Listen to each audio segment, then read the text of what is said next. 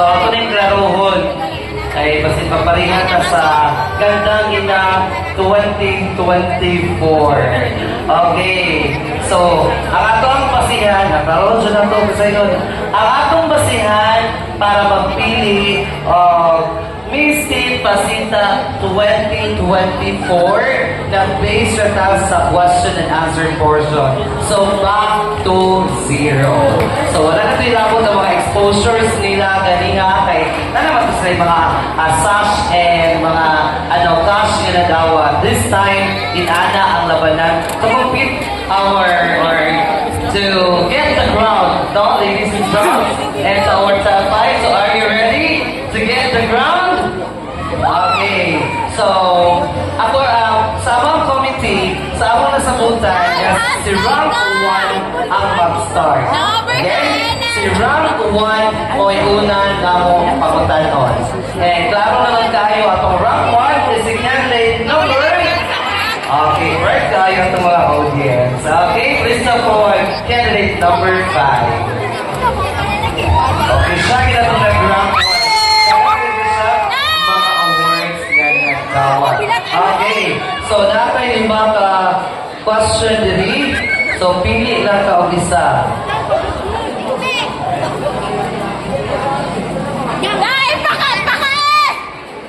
Okay. So, akong patasan naman sir namin. Going to candidate number...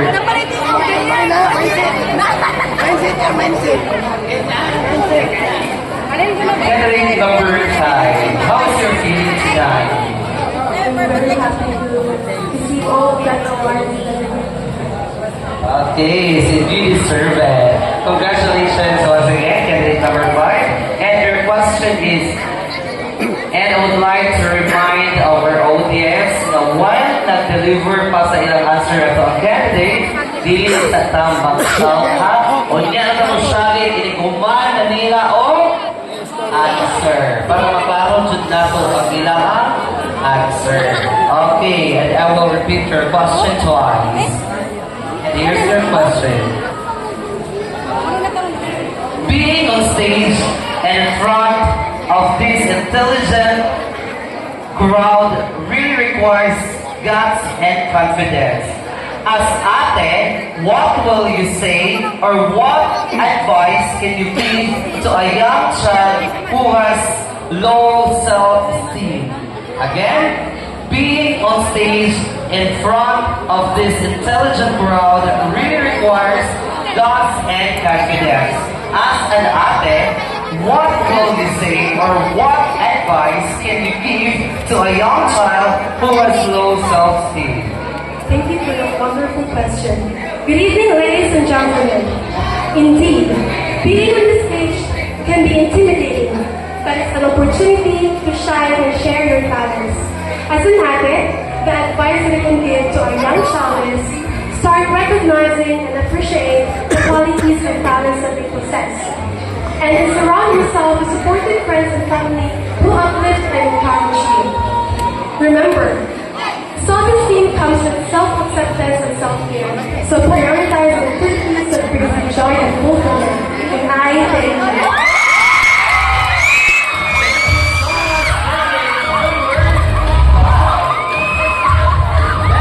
We have candidate number 6.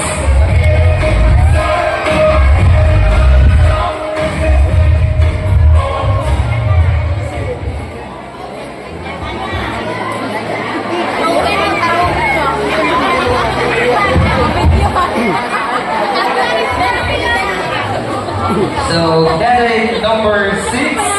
Sa man yung mga debate karong lagda na usa ka sa finalist. I feel happy and blessed. In English po. Okay. Sige karon. English na ha. Carla.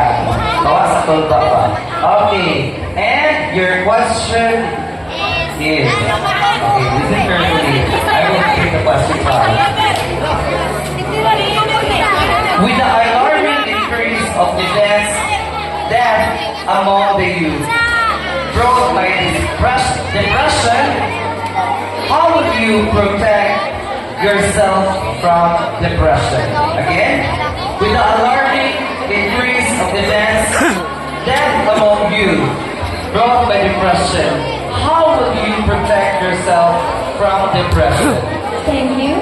It is alarming indeed with the pressing issues such as suicide and other related incidents. As a candidate and as a strong young lady, I can protect myself from depression by sharing my problems to my family, close friends, and above all to God. Because I know they are always there to listen and understand my lowest point. Don't be afraid to share your problems.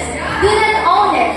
Because at the end of the day, it is within us who can overcome our depression. Always remember that depression is not a joke. And that will be all. Thank you.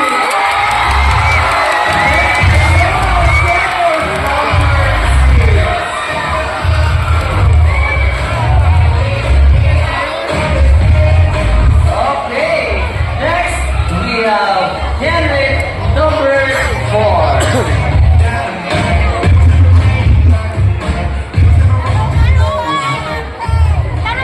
Okay, candidate number 4. Isa man mo kauban sa karon. Okay, mga family and friends. And is an all makeup artist. Makeup artist. Kuya Jessie, Mami Jessie, it's all you. Okay, sir. Tapos ang tagaan po nung masibang papa ka itong mga makeup artist. Uy, kay Didi, may action no, galing. Oh yes, the proud makeup artist, Ma'am Ivy Ramero. Oh, bago naman ang membro sa mong federation. Okay, so, and of course, I would like to thank my makeup artist, Julio Valdez. Thank you so much, sir. Okay, so are you ready? Oh, lucky choice. Ha? Okay, duha. Kabalikod, tila duha.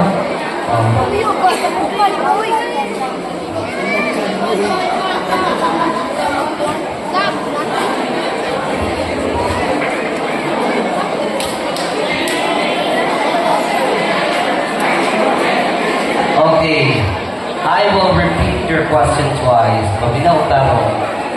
As Pasita's tourism ambassadress, how will you promote Pasita to the rest of the world?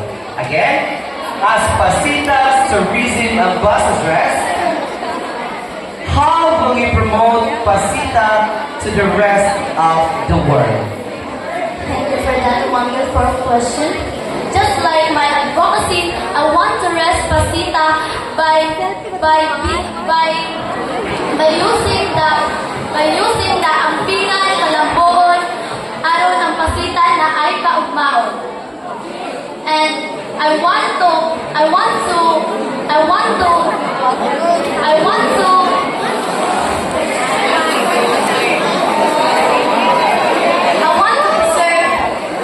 preserve the aquatic resources about the Pasita, and I want to promote the things on Pasita that no one can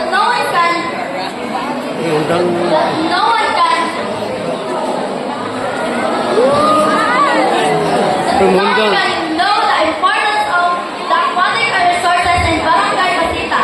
Because if you doesn't challenge it, it doesn't change you. And I thank you.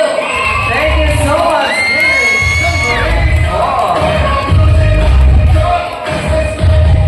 And we have candidate number 7. Number 7. Okay.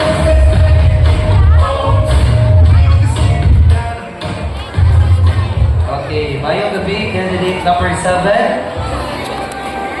Ayong gabi sa tanan. Okay. No, mauli na tanong dong. Naguman bitaw na dong. Okay. Una may uli. Tulso na. Wala pa ko. My family and also friends. Dong, mauli na tanong human na. Sa mula ko kayo, Diki. Okay. So, pili o isa. Pagitas kayo doy-doy. Hindi na akong taro, may balik Muli na. Ang bangko.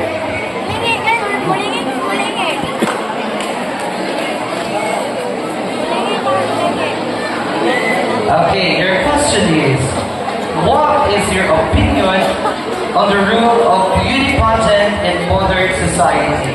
Again, what is your opinion on the role of beauty pageant in modern society?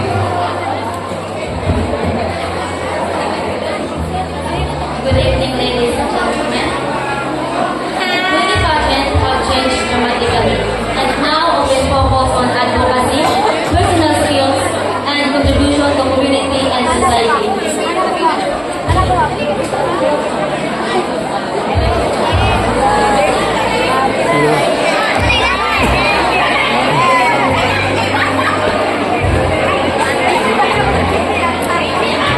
Thank you na lang, oy.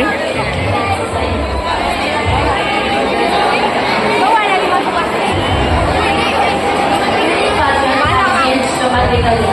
Now often focus on advocacy, personal skills, and Undangon na lang na niya, may check thank you. Pero mahuman siya, thank you na lang.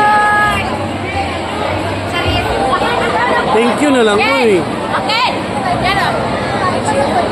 Ikaw na po, tsaka na po. contribution to community and society. Ang 5 o 6 yung nagtigil.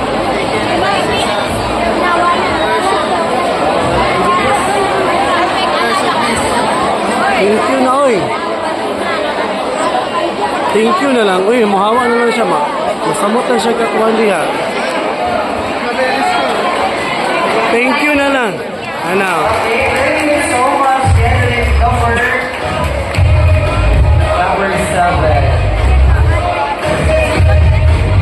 Now, candidate number 1. Hmm? Okay. So, hindi biya galing dari ay. Dito dalim. Maski ako matigyaw-yaw ako dari dinali. Sa ako na nakamot ko pa. Ha? Okay. Pili mo isa. Okay. Okay. Your question is, ilong sa taha? Di ba alam diri? Okay, your question is, how will you empower young women and help them become more socially aware? Again, how will you empower young women and help them become more socially aware? Thank you. I believe through education, mentorship, and community engagement, we Klaro na can ning empower young women factory. to become confident. Thank you.